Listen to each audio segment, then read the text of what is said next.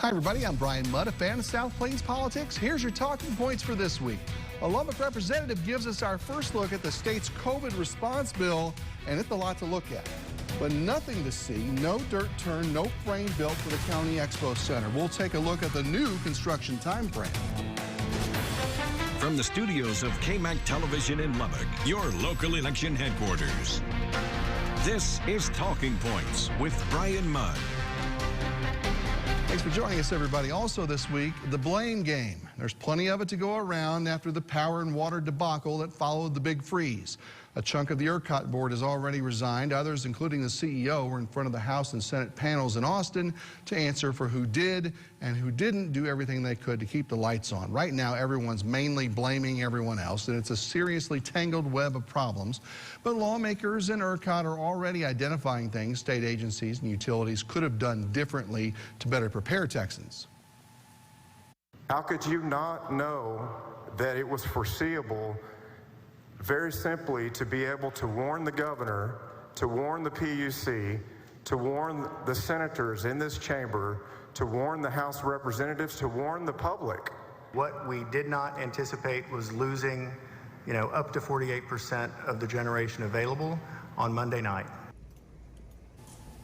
And Mr. Magnus there says once ERCOT has completed the data they get from power generators, they'll be able to make better recommendations to the legislature, including whether those providers should be mandated to winterize all their equipment. Something like that will cost millions, so the question there is who will pay for that? Would it come from the companies themselves, or your tax dollars, or your bank account on your bills, right? In Lubbock, our next bill will likely be higher because of the extra power and gas we used, but not the several $1,000 bills that some across the state have already received. Why so many of us here get off easy on all this? Well, we'll start that look with KAMC's Amy Kazera. So you have the old law of supply and demand. Our supply shrank and the price went up. In some parts of the state, the energy market is competitive and allows customers to shop around for which rates are the best. But it's risky. A few customers have signed up for a contract that just passes the wholesale power price straight through to the end consumer. So that's a deal that saves those consumers money a lot of the time, but not last week. When wholesale electricity prices jumped from 12 cents to $9 per kilowatt hour. But fortunately, here with LP&L on the Southwest Power Pool, a different grid from ERCOT, we have fixed rates. Our bills are probably going to be higher based on the usage, but they're not going to be higher right now based on the extra fuel costs that we had. Meaning we won't see that increased wholesale cost on our bills yet. That has to be put together in a plan, and we've got to submit that, get approval on that, so that could take some time. Being on a different grid saved Lubbock a whole lot. We were able to share power from other regions when there was increased demand last week. That prevented major blackouts. There was a lot of demand due to the temperatures that we had last week. With extremely high demand for natural gas, Atmos Energy is closely monitoring the legislative hearings. We do not control market prices. That is above us, so we do not control that. But I can tell you that we are definitely working to make sure that it is less of an impact on all of our customers. All right, that's KAMC's Amy Kazera, and we're always happy to welcome in Lubbock City Councilman for District 3, Jeff Griffith. Good to see you, my friend. Let's start in here now with the $100 billion question, I guess. How close are you guys watching everything with ERCOT going on in Austin, and are you still supportive of the change of power grids to that ERCOT in Lubbock? Obviously, we are monitoring it, Bryan, very closely and hopeful that with these hearings and with the changes that need to be made will be positive.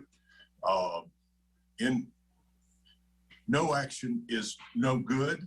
Action is good. We believe that those changes will be made. We are still looking forward to entering into the ERCOT grid later this summer with 70% of the LP&L load. 30% will remain in SPP grid for a while. Yeah, I think that's important for people to understand too, that it is a 70% start over, at least initially. I don't want you to speak for everyone on the council, of course, but if that vote were taken today, do you still think we'd be getting away from Southwest Power Pool and onto the ERCOT grid in June? It's a very good question. yes, I do believe that the council would vote again today, and I was a member of the previous council that voted to make this change. But so this is, again, I'd like to remind the viewers, this is a evolution of changing the way we electrify Lubbock, not a revolution. It takes many, many steps to get to the end game of deregulation, brings a competitiveness to our citizens. And I think that that's really the long-term goal we have. While we've got you here, I want to ask you about a couple of other things that have been going on there downtown. A committee to review changes to the city charter has been formed now, looking at, among other things, pay increases for the council and a change where we sort of do things there. Do you think future councils should be paid a real salary now instead of the $25 a month in expenses and all that? It's a real good question. You know, when I was elected to this position, I knew that it was basically a volunteer role.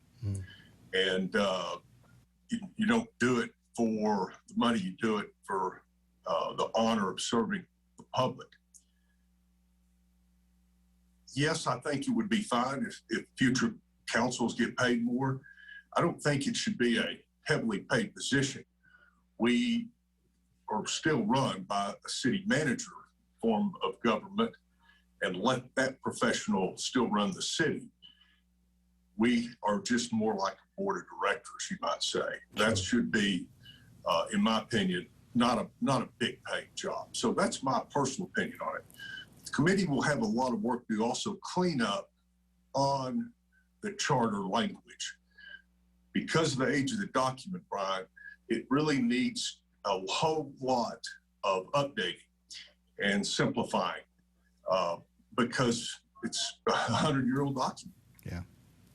You know, I think you got a good group on that committee. They'll get that taken care of, I'm sure here. Yes. You also recently approved the downtown redevelopment sort of master plan, including the park space that we talked about before and things like that. In the end, was it all you wanted it to be? The downtown plan is fantastic. It's evolving. There's obviously changes that will be made, but it's great to have a plan.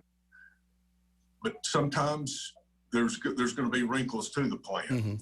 But yes, I'm very pleased with where we're headed with downtown redevelopment. Excellent. Hey, and tornado sirens are on the way finally. You know, other councils sort of kicked that down the road and have done that for years. What was the final spark, though, that was able to get that project approved here? The main thing was that when we originally looked at this a few years back, Brian, it was over $3 million item. Now it's in the $700,000 range. So we're getting a much more palatable price tag, but it is very important. $700,000 is not much, and to when you think about a city our size, it can save lives and be an additional component to LBK alert. Obviously, your weather there at the station, but it is not. It's not a perfect answer. It's a part of a solution when we have those severe events. Certainly so. And we've got to run, but come back soon and let's talk about some more things going on downtown and other places around the city. City Councilman Jeff Griffith, always a pleasure, and we appreciate all the work you're doing, and keep us updated on things going on. Thanks for having me, Brian. Thanks, sir.